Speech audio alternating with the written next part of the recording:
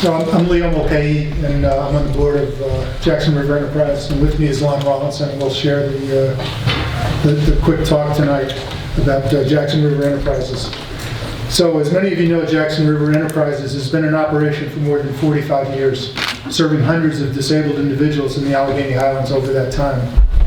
We provide individuals who have challenging disabilities, work-related skills that will help to increase their independence. Even more importantly, we provide them with meaningful work and supportive family-like environments that provide meaning and structure to their lives. Also, as many of you know, JRE has suffered a significant decrease in revenue over the past 4 years due to certain legislative changes, as well as a near collapse in the recycling market. JRE's revenues have declined approximately 35% over this 4-year period. Revenue that approached $800,000 in fiscal 2014 plummeted to slightly above $500,000 in fiscal 2018. And Ron will pick it up here. Leo talked about the decline in revenue. Probably a third of that is a loss of state aid that we have been getting. That disappeared a couple of years ago. And then maybe another third is due to the changes in the recycle revenue that we would get from what we collected. Specific to how JRE works with Clifton Forge, about a third of what we call our client employees, which is about eight people, are employees of Jackson River doing the kind of work that they would not be able to find elsewhere. And 4 of our staff or supervision are also employees of Clifton Forge. In terms of the recycling activities that we do to support Clifton Forge's program, we have, of course, the community trailer at Matthews Park, which collects the wide range of recycling materials, both metals and plastic, and different types of paper, as well as a program where we go to the individual businesses, several of the individual businesses, anywhere ranging from twice a week to every other week. And we collect about 8 tons a month of waste cardboard from those different businesses. So those are the things that Jackson River does in order to support the recycling program that we have. We've had a significant drop in revenue, and as a result, we've had to make significant changes in terms of our operations to reduce our operating expenses as well. We lost our revenue to the tune of well over 35%. We've reduced our expenses by maybe about 25%. We have fewer client employees than we've had before. We've made a reduction in the supervision that we have.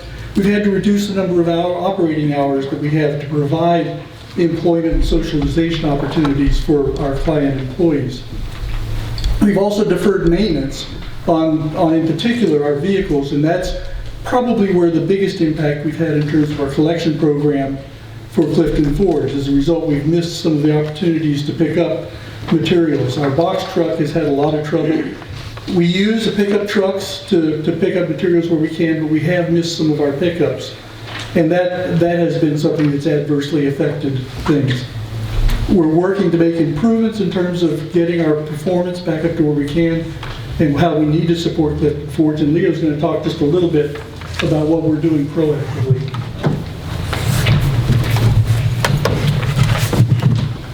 So with the steep budget cuts that we've had to make adjustments in our manning levels and hours of operation, as Lon mentioned.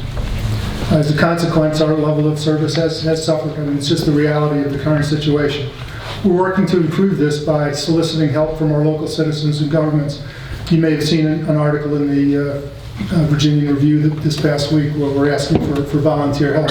The old way of operations just can't be continued with the current revenue stream. Changes have to be made, and part of that is to seek help from the community in a number of different ways.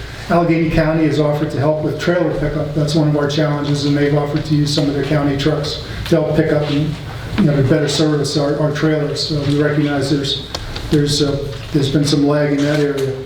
Local citizens are also being asked to help with policing the trailers. That's one of the complaints, of course, we all have, is that if the trailers get full and people deposit stuff on the outside, sometimes they do anyhow, and it causes an unsightly situation. So again, citizens to step up and help to police these is something that we're hoping to get. Even the possibility of businesses or individuals adopting trailer sites and kind of taking responsibility for some of the policing activity, and also for checking on the level in the trailers to make sure that they don't get over full and calling down and getting a pickup either from the county or from us. So those are some of the things that we're doing to try to improve the situation. But again, we can't continue with the situation as it's been in the past years, where we had almost double the level of income coming into the place. And so again, one of the reasons that we're here tonight is, again, with some reason, Clifton suspended payments to JRE, and so one of the things that we really need help with is to raise revenue. All of the board members have kicked in money. We had a capital drive this past year, raised $85,000. A significant chunk of that came from board members. All of the board members contributed. So we've got skin in the game, financially as well as our bond to the people who work at JRE. And so we're asking for help also from the local governments. We're asking for Clifton to basically renew the support that they've been providing to JRE over the years, help keep us going. And with that, I'll say thank you. Question, Ken? Yes, what is the outlook for recycling in the next 2 or 3 years? Not good. Now, I have talked to a lot of people on the state level about this, and it sounds like it's miserable. It's terrible. That basically there's type 1 plastic is the only kind that they'll accept. They reject a lot because it's, quote, dirty recycling. They don't want glass at all, and cardboard even is not doing as much. If you look at the pricing, Ron, the plastics have dropped like 90% in terms of pricing. We're talking less than 50%, less than 50 cents a ton for plastic, for waste plastic now. In terms of cardboard, the corrugated boxes, we do pickups. There's still a strong business, but because China has basically shut down all their import of recycled materials, the pricing has really dropped like a rock. It's less than half of the price that we had 3 or 4 years ago. Your point about glass is real good. People will basically accept glass as long as it's white or brown, and that's about it. They won't even accept other colors. So the recycle market has changed an awful lot. There are still opportunities to recycle, and obviously we strongly support that, but it has changed a lot, and I don't anticipate major changes in pricing over the next 5 years or so. And they'll accept glass, but they won't pay for it. Yeah, I see the only way of dealing with glass is to go to the bottlers and say, put a deposit on all the bottles, take them back. I don't know what you're going to do with them, but take them back. And I read a lot of people said, you're wasting your time trying to recycle, just throw it all in the trash. Yeah, which having worked in paper mills where our entire life is recycling, I'm not in favor of that.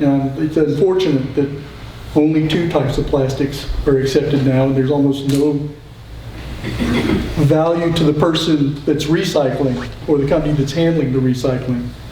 But I mean, recycling is still very important for the company or for the country. I think the ultimate solution is to reduce, stop making plastic, stop making all this stuff that ends up in the trash. Best solution, I agree. Beyond our pay grade. So the demand or the products that were being created from these recycled goods are no longer being produced, or It's more oversupply now. That essentially, for all intents and purposes, China has shut down their import, and they really determined the export price or the price of recycled materials. Is they consume so much of what the United States generated. well, what I was thinking is if the products that were being produced were still viable products, I would think that along the line somewhere somebody should be, there should be a forecast where that would be showing a return to use of all the products. again, there is still use, but there is such an enormous supply that the suppliers can't get the price that makes them profitable. There are recycling companies that have basically shut down operations because they can't make any money. Yeah, the end user won't pay a premium for a container that has recycled content. And it costs more to produce a container with recycled content. Again, cleaning the material up and other things, especially with oil prices, relatively moderate. In fractions of a penny, determine if you get the business or you don't get the business. It's a hard business. When there's too much supply and not enough demand, that's what you end up getting.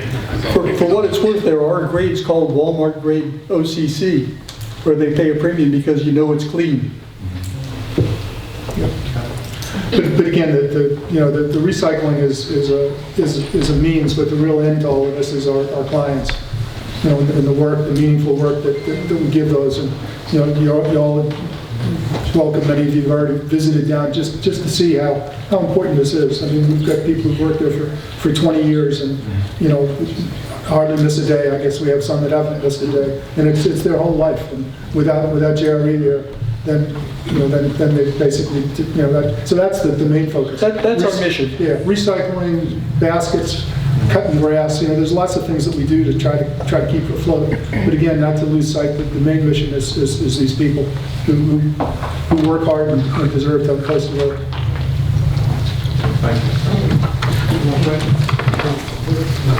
Thank you. Thank you.